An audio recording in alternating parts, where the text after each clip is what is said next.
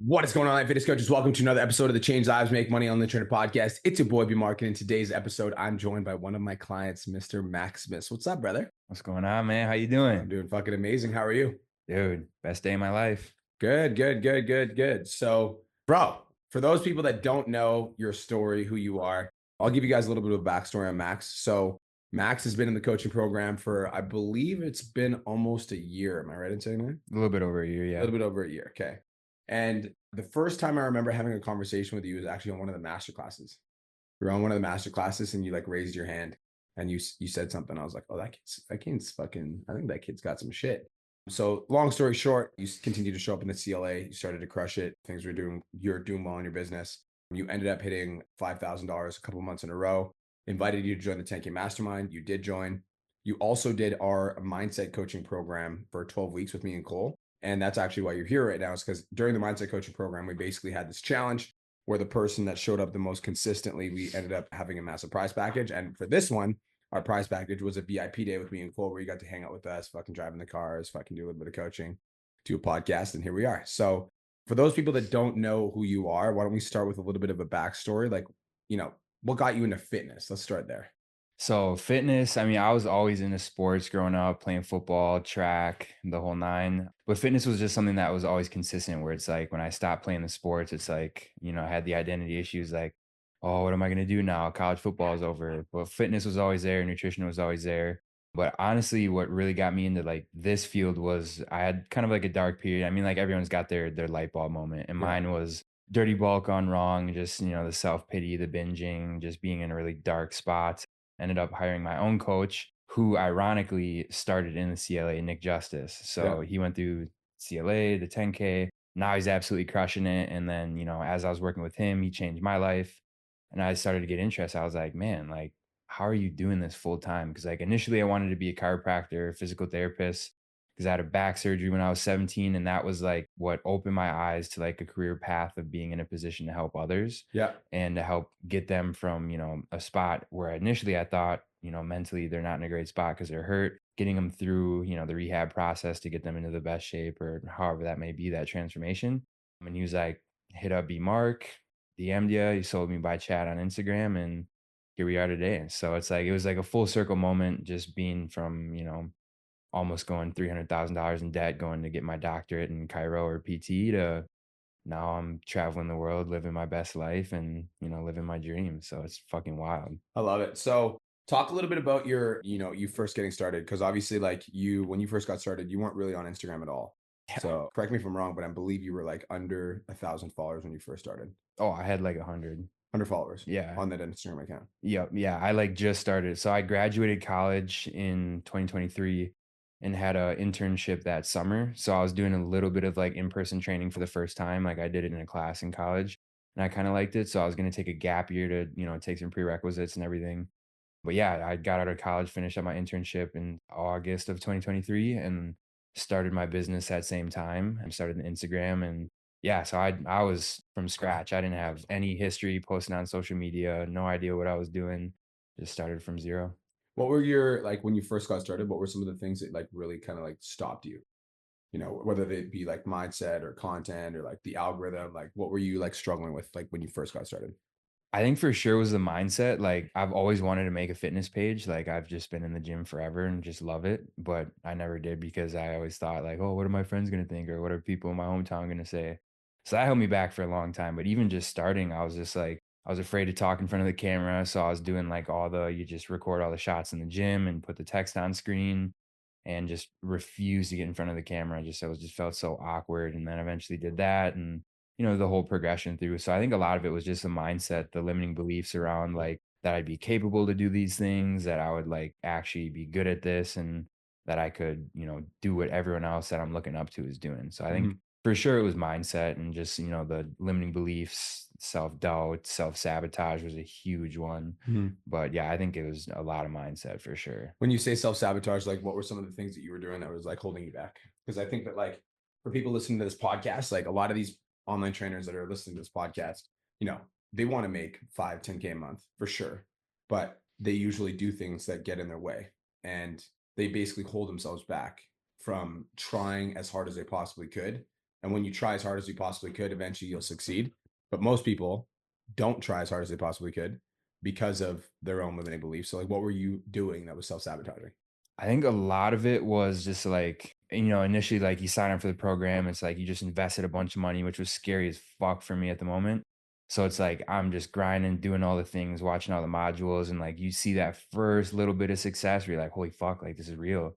And it's like I took my foot off the gas immediately. And then, you lose momentum and it takes forever to get it back. So then I got it back again. And then it was like, oh man, like God, my content sucks, or like, oh man, like I'm not signing any clients. And it's just like you just keep repeating those negative thoughts in your brain, or like the what ifs, like, oh man, like, oh, this didn't go right, or this didn't go the way I wanted it to. And it's just like you just get caught in those thoughts of just like just illuminating around just, the beliefs that you're just not gonna make it, and that, maybe you got lucky, you had a good video that popped off, like, oh, like I won't be able to do that shit again, or Mm, like, oh, you signed a couple clients in a month and you're like, oh man, like maybe I just got lucky. Like that's not gonna happen again next month. And mm, I just let those thoughts repeat. So honestly, probably like the first 7 to 8 months in the program, I was just on and off. Like I'd be good for a month and then I'd be bad for 2 months. And then I'd be back for a couple weeks and then I'd fall off again. So it was like almost up until, like my renewal, like I was in momentum probably 4.5, 5 months before my renewal, but like all the months prior to that was just like in and out of momentum, in and out of belief, in and out of being consistent. So it's like, yeah, I think the biggest thing, if I could go back and do something different, it would have been just tying a fucking brick to my foot and just pedaling it down on the gas and just mm. not stopping. When you say take your foot off the gas specifically, like what were you like? What did that look like? Was that like you stopped watching the modules? Was it that you weren't posting content? Was it that you just didn't care? Like, what does that mean?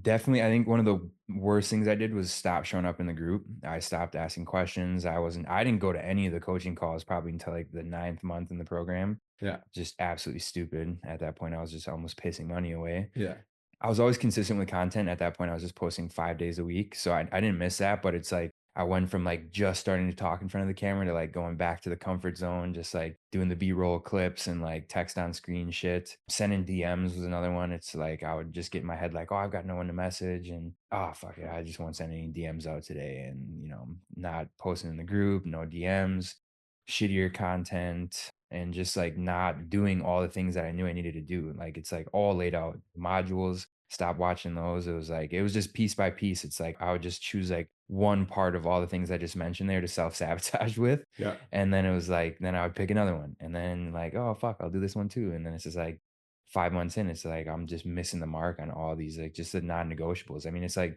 we're all on fitness journeys ourselves. It's like we're all tracking our calories, we're all doing the macros, we're all hitting the gym. It's like I never fucking miss on any of that shit Mhm. unless like circumstance I'm traveling and shit. And it's like then you gotta be mindful. But it's like if you're not going to miss on those things on your fitness journey, like why the fuck would you miss on doing them in your business if you're truly passionate about doing this and changing people's lives? Yeah, well, it's like I totally get that mentality, and I think that a lot of personal trainers fall into that, and I think it stems from like you don't actually believe it's going to work, because if you actually like the reason that you track your macros, that you're fucking consistent with your fitness, that you are mindful of what you eat, is because if I track my macros, if I'm mindful, if I do my cardio, then I will look this way, and so like because for certain that you will look this way if you do this thing, it makes it easy to be consistent, and it's the same thing with our fitness clients, like we all have fitness clients that don't track their macros, don't check in, blah, blah, blah. And the reason they don't do that is because they don't believe it's going to work. Because if they actually believed it was going to work and they wanted it to work, they would do the fucking work that was associated with it. So with personal trainers, it's like if you just took the same mentality that you approach your macros, your training, your nutrition, that's why I think people that do contest prep are really good at, online coaching in general, if they apply the principles of self belief and discipline. Because if you just do the work consistently over and over and over again, you will get success. Just like when you track your macros, you eat the right foods, you will get success. You progressively overload, you will get success. You do your cardio, you will get success. What was the switch for you?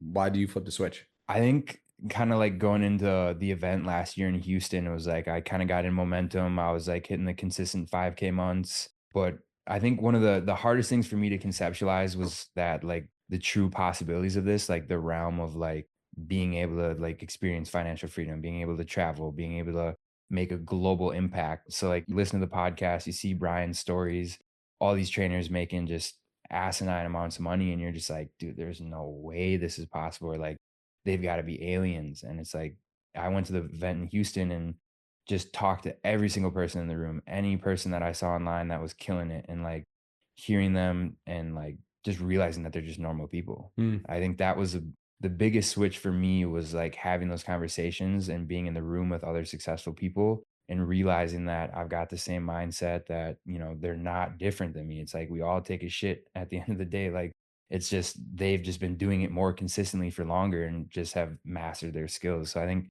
being able to experience that and hear, from all of these individuals that are just crushing it really kind of just like opened my eyes. Like, it's like, dude, if they can do it, like, why the fuck can't you do it? mhm. Me and you had a conversation outside about mindset. I want you to share at the podcast what we talked about. So there's all kinds of different levels of, where you're at. And, where I felt like I'm at the moment, which was awesome. It's like, I put myself in situations like this and I want to be around mentors that are going to be honest with me and tell me like, like, no, you're not where you think you are. Like I've been going through a really big like mental transformation the last couple months. The mindset program, absolutely amazing, changed my mindset forever, and I'm forever grateful for it. But like in this position that I'm at right now, like I feel like, I'm aligned, I feel confident, I feel like, everything is happening, like it's all good.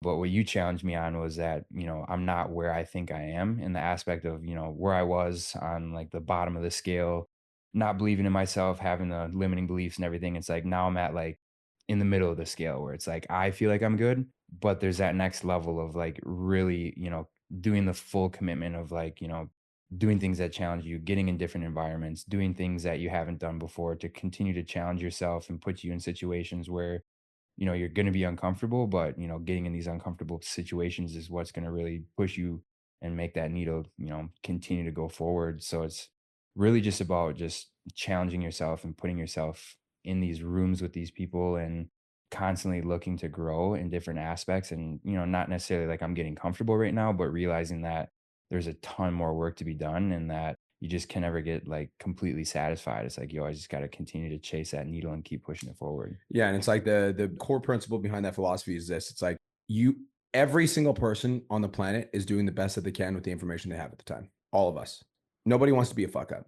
And so everybody's doing the best that they can with the information that we have at the time. And so when we go on a personal development journey and we decide that we're going to work on ourselves, when you actually grow and you do the mindset work, you do the meditations, you do the affirmations, you do the fucking internal work, you end up growing to the place where you actually become the highest developed person in your circle. And that's the goal, right? The goal is that like I don't want to be another fish in the pond. I want to be the biggest fish in the pond. But the problem with what most people do, and this is what we talked about outside, is most people become the biggest fish in their pond and then they think they're doing great. When human beings have literally unlimited potential. Like I could do anything. If Gary Vaynerchuk exists, I can exist. If David Goggins exists, I can do that. If Ed Milet exists, I can do that. If Dan Martell exists, I can do that. And so the danger of being the biggest fish in your pond is you will never actually figure out how big you could get because you become the king of your environment. And so the idea is that, so for those of you guys that don't know, there's a fish in the wild. It's called the koi fish, and the koi fish will grow to the size of its environment.